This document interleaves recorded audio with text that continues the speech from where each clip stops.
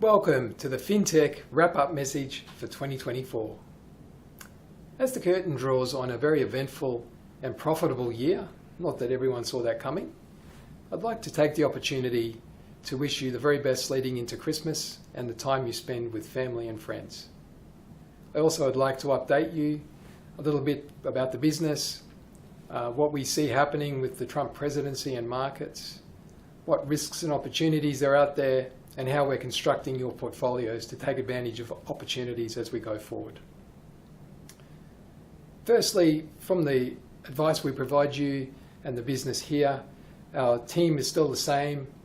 We're very grateful to have you as clients and looking forward to doing the same and providing more services for you in 2025. In terms of what we do for you, our mission is to empower the financial success of you, our clients, and enrich your lives.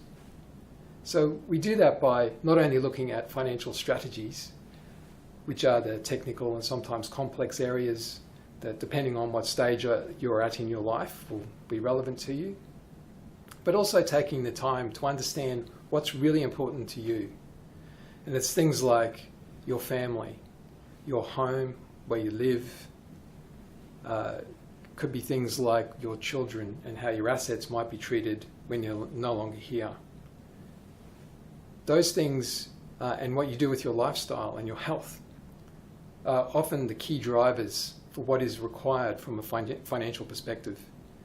Of course, we look to maximize all the strategies we can, whether there are tax advantages or opportunities to get a better investment return, or to ensure that your investments are compounding and growing, and using the magic of compounding growth, which Einstein referred to as the eighth wonder of the world. From the point of view of the Trump presidency, there's a lot of talk around what's going to happen now that he's coming in, and arguably it's Elon Musk's first presidency as well, given that he's getting involved quite heavily. But what will this mean for global economies? Trump has already said in his policies that he wants to bring some pretty significant tariffs, up to 60% on China and 10% to the rest of the world. He's decreasing taxes, I should say, from 21% corporate rate to 15%. And he also wants to deregulate a lot of the market so people are more free to go and invest. And things like the cryptocurrencies and Bitcoin will become more able to operate. So what does all that mean at this point? Well, we don't know yet, because the outcome of that is still to be determined around the amount of debt that's going to be required. So the US has a looming debt problem, and the US government may have a shutdown coming through as of tonight. If Trump and the Republicans in his own party, and obviously the Democrats, can't agree on the new debt ceiling and the structure for that. So the US has an interesting moment happening. Trump would like to get that additional debt signed off before he goes into full power. And in fact, there's been some estimates done to show it's another $4 trillion of debt to be added to the US debt ceiling. That's already 36 trillion. It's eye-watering numbers. So that would take it to $40 trillion for the US debt.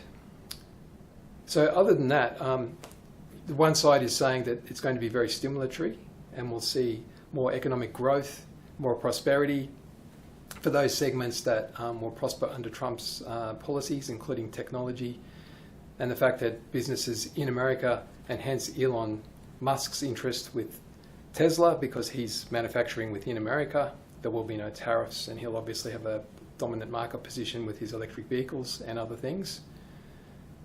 So it's a very interesting time how it's going to flow through, because the other concern is that it could be very inflationary. So we need to wait and see. So what does this all mean in terms of risks and opportunities? Well, there's also the interesting AI theme, which has had strong momentum and growth throughout the year, above what people expected. And it's really driven the US market, but it has pushed out into the wider global market as well. So if you think about the Magnificent Seven technology companies, or the FANGs. The FANGs we refer to as Facebook, which is now known as Meta, Apple, Amazon, Nvidia, the chip maker, Netflix, and Google. So those companies operate out of the US. Overall, they're looking quite expensive, and our investment research is telling us that we're expecting those investments to broaden out during the 2025 year as market participants, investors, recognise better value opportunities elsewhere. So we may see some shift moving away from those companies. And it's not to say they're not good companies. In fact, they're extremely good companies. For example, Microsoft is in that category as well. The issue is that the price that you pay for it now is building in future growth that hasn't happened yet at an extremely rapid rate. So if there is inflationary pressures coming in later, then things slow down. It's unlikely that that growth will continue at that trajectory, and the share prices will be re-evaluated by the market. So we're cautious on that space, and the good thing for you to know is that you haven't been overexposed at this point in time to the AI theme and the investments that are at extremely high valuations. One of the things that we rely on some of the best research providers and the best independent research house in the world to tell us is, what is the fair valuation of an investment or a company? So we use that information, and the investment management team are then able to invest in things that haven't gone too far above a valuation level that makes them unreasonable. And a good example of that in Australia, recently, you may be familiar with the Commonwealth Bank. The CBA shares have hit an all-time high a few days ago of over $160 per share.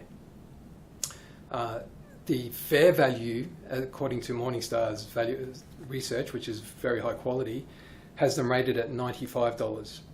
So it's a bit like saying, I'm going to pay, instead of paying $950,000 for a house, I'm going to pay $1.6 million for it. So therefore, I need to be in it for quite a long time to get the value back up. You know, if I pay 1.6, it's got to come from 950 in real terms. So I think that's one of the concerns we have. Hence the reason banks in Australia under the microscope, because their potential to keep earning at the level that they have is in question. But in terms of what we're doing for you in your portfolios, one of the things we do is make sure that we construct robust, diversified portfolios that look across different asset types, asset classes, and types of investments. And to the point that I mentioned earlier, that investments that aren't overvalued are an important offset to risk. At the same time, different asset classes like bonds and fixed interest and cash provide an important negative correlation and a buffer to when, if we see shares go through a moment of correction, if there is some kind of inflationary push through, then we'll have the backdrop for you with a risk managed and well sorted portfolio that can ride through for the long term. So our view is the long term. And hence, with Trump being in presidency or coming up, he's going to be in for 4 years, we assume. When you look at the timeframes for you as our clients, most of our clients are 10, 20, 30 years plus in terms of their timeframe expectations to produce incomes with certainty and tax effectively. Trump will be gone in 4 years, and if he's still re-elected or not. So we are more focused on the long term. And we think and we know that a good, well-constructed, robust portfolio delivers that. We're very pleased that your investment strategies and your overall financial strategies, but your investment portfolios have performed very well this year. And we see that continuing. The setup from here is that we're positioned into investments that are going to do well, particularly either way, if interest rates do start to come off, if inflation does start to come down, even though it's looking quite sticky at the moment. And only a couple of days ago, the Federal Reserve highlighted that they weren't going to cut rates as many times as they expected, and that sent the markets down a few percent. These are the normal volatility events that we're prepared for and we need to look through. So, of course, investing at its core is for the long term. So our principles don't change. So heading into the new year, we believe that investing in high quality assets with attractive prices that will continue to deliver financial security for your portfolios long after the specific events of 2025 have happened and they'll become a distant memory at some point. So to finish off, I do wish you and your families a really relaxing and enjoyable Christmas break. It's been an absolute privilege to work with you during the year and understand those important areas that we can deliver financial advice and strategies to. And we look forward to working with you more in 2025. Thank you.